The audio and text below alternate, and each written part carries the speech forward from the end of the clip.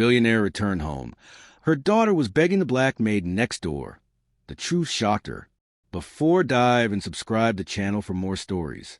The iron gates of the Cross estate groaned as Isabella's armored SUV rolled through the driveway.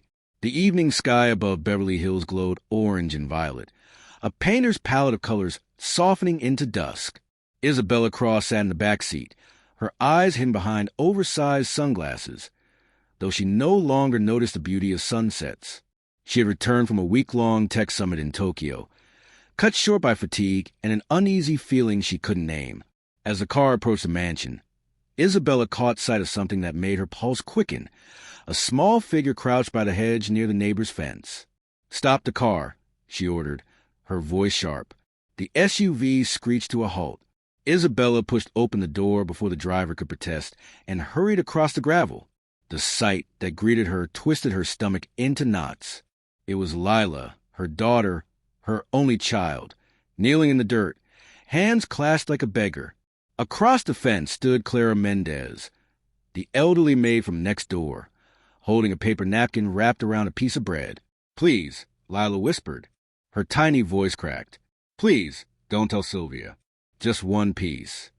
Clara's eyes filled with tears. She pushed the bread through the gap in the fence with trembling hands.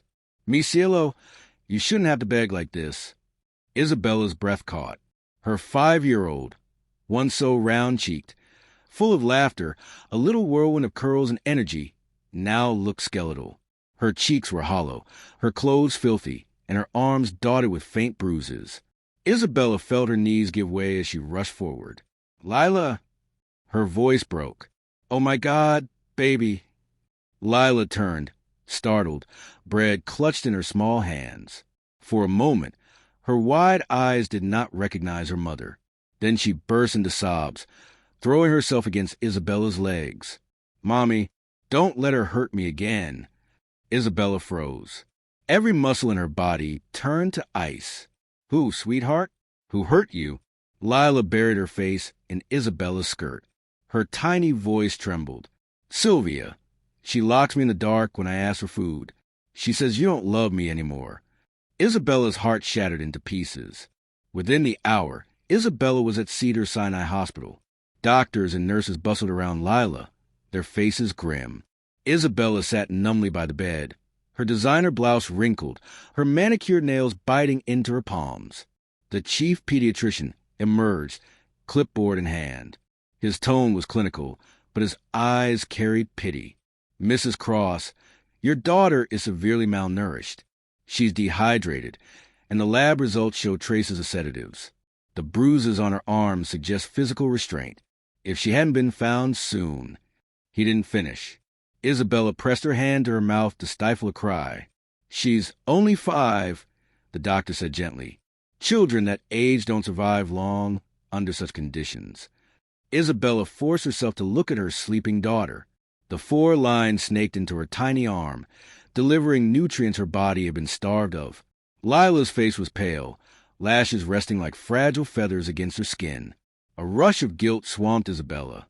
She thought of the months since her husband's death, how she had buried herself in work, attending endless conferences, making speeches, shaking hands, trying to drown grief with achievement.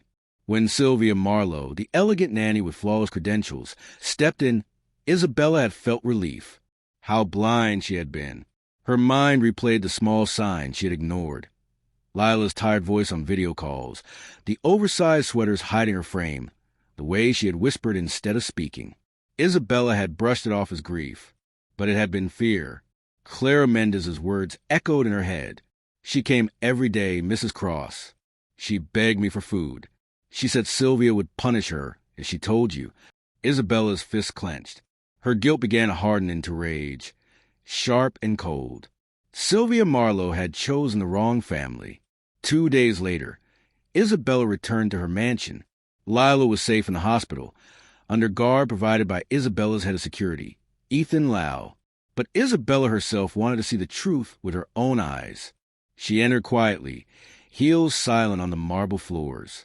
The house smelled faintly of wine and perfume, not the warm scent of home she remembered. Upstairs, laughter drifted from her bedroom. Isabella pushed the door open a crack and her breath caught. There was Sylvia, lounging on Isabella's silk-covered bed, dressed in one of Isabella's gowns, a glass of vintage Bordeaux in her hand. Her phone camera was angled toward the mirror as she posed. "Living the life I deserve," she purred, snapping selfies with Isabella's jewelry sparkling at her throat. Isabella raised her phone and silently recorded the scene. Her gaze shifted. The door to Lila's room was locked, a heavy chain across it. With a key Ethan had provided, Isabella slipped inside. Her daughter's once cheerful nursery had become a prison. The walls were smeared, the curtains torn. In the corner, Isabella found shoebox. Inside were scraps of stale bread, a half-empty bottle of water, and drawings made with crayon. One drawing showed a stick-figure girl, crying inside a dark square. Another showed a tall woman with jagged teeth and red eyes. Across the page, in shaky letters, Lila had written, "Bad woman." Isabella's hands shook. She wanted to scream, to tear the house apart. But she forced herself to remain silent. She had evidence now, and with Ethan's help, she would uncover everything. That night, Ethan revealed hidden cameras Sylvia had installed. The footage made Isabella's stomach turn. Sylvia screaming at Lila, forcing pills down her throat, locking her in closets.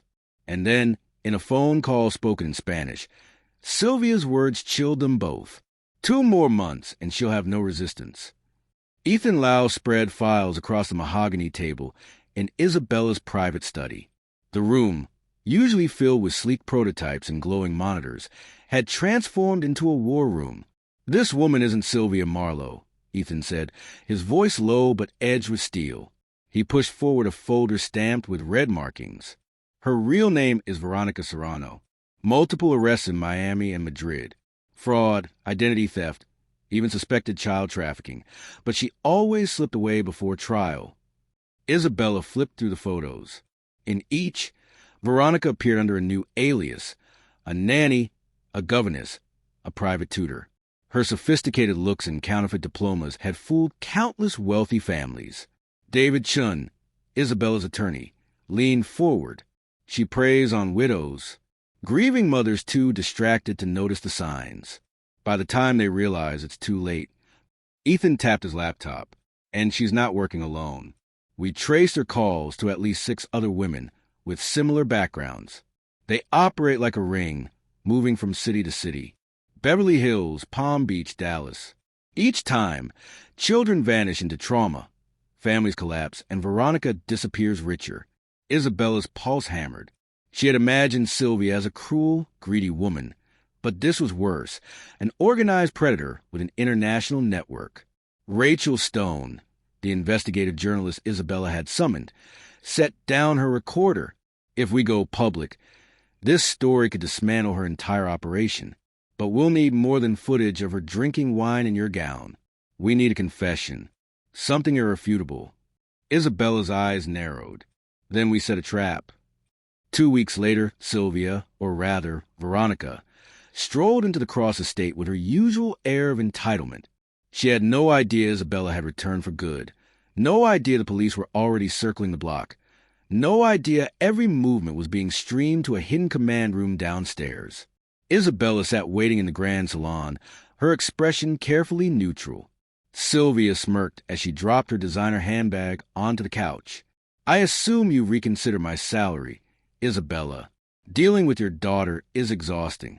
I want $15,000 a month. Minimum." $15,000, Isabella repeated softly. Her voice was ice. "For starving my child?"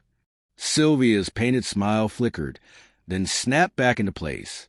"Children lie, Isabella. You should know that. She's manipulative, spoiled. She needs discipline." Isabella leaned back in her chair. "And sedation? And bruises? Was that discipline too?" For the first time, Sylvia's confidence wavered. You don't know what you're talking about." Isabella pressed a button beneath the table. The chandeliers blazed a full light. Doors opened. Cameras on tripods whirred to life. One by one, people stepped into the salon. Ethan, David, Rachel, uniformed detectives, and, most damning of all, 4 families whose children Sylvia had once cared for. Sylvia spun around, her face draining of color. What is this? Rachel's voice was calm, professional. A live broadcast, Miss Arano. Every word you say is going straight to the public. On the screens lining the walls, evidence began to play. Bank transfers, video footage from hidden cameras, testimonies from neighbors, and then the hospital report of Lila's condition. Isabella rose slowly, her fury contained in each measured step. You told my daughter I didn't love her. You drugged her. You locked her in the dark. And you dared to wear my clothes and steal my life. Sylvia's hands trembled. Then, in a flash, she turned defiant. These brats deserved it. Spoiled little parasites. Their parents by toys, not love. I only gave them what the world was going to give them anyway. Gasps filled the salon. The cameras caught every venomous word. Detective Ramirez stepped forward, handcuffs glinting. Veronica Serrano, you are under arrest for child abuse, fraud, and conspiracy to traffic minors. Sylvia tried to lunge to the door, but Ethan blocked her path. She shrieked as the cuffs clicked shut. You will regret this, she spat at Isabella. You don't know who protects me. Isabella's gaze was steady, her voice ablade.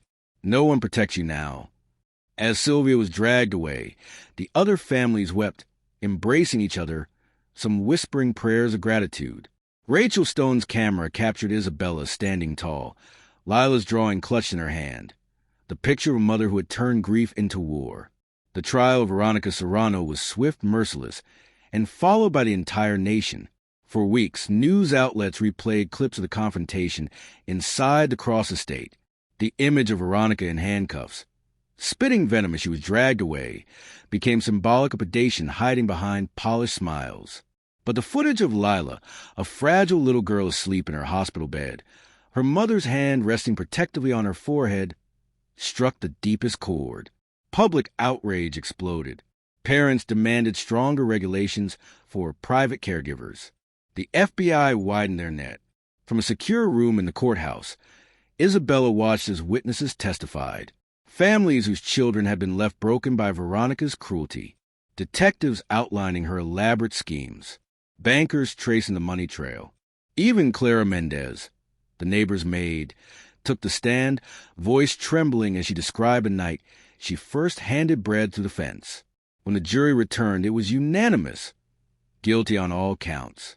Veronica was sentenced to multiple life terms, with no chance of parole. Outside the courthouse, reporters thrust microphones toward Isabella. She shielded Lila with her arm and spoke with quiet force. Justice is not revenge. Justice is protection. No child should ever beg for food at their own gate. No mother should discover betrayal in her own home. Today is not an ending. It's the beginning of a fight to make sure this never happens again. The crowd erupted in applause. Isabella's words would replay across television screens for weeks. 6 months later, the Cross estate looked different. Not in its marble halls or manicured gardens, but in the laughter that once again filled its rooms. Lila had gained weight. Her cheeks were rosy, her curls bouncing as she raced through the hallways. Therapy sessions had helped her shed nightmares, though some scars lingered. When she woke crying, Isabella was always there, no longer buried in meetings or flights to foreign conferences.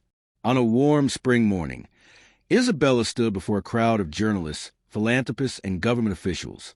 A large banner stretched behind her, the Isabella Cross Foundation for Child Safety. This foundation, Isabella announced, will fund background checks, create a national caregiver registry, and establish emergency shelters for children in crisis. We cannot undo what's been done, but we can prevent it from happening again. Beside her, Lila clutched a pair of scissors. Together, mother and daughter cut the ribbon. Cameras flashed. The moment graced front pages worldwide. In that instant, Isabella no longer felt like a widow drowning in grief. She felt like a warrior, and her daughter was her reason to fight. That night, as the last guest departed, Isabella retreated to her study. She sipped tea, exhausted but satisfied. The foundation's launch had been a success. Then her phone buzzed. An encrypted message flashed across the screen. Unknown sender. You think Veronica was ahead? She was nothing but a recruiter. The real protectors are still out there, judges, politicians, billionaires who paid to look the other way. If you truly want to save children, prepare yourself. This war is bigger than you know. Isabella's hand tightened around the phone. She looked through the glass doors into the garden. Where Lila twirled beneath the lanterns, her laughter bright against the night. She felt no fear, only resolve. She typed back one sentence. Then tell them the heiress is coming. The screen glowed in the darkness. A silent promise. Isabella Cross had returned too soon for Sylvia Marlowe, and she would not stop until every shadow was dragged into the light.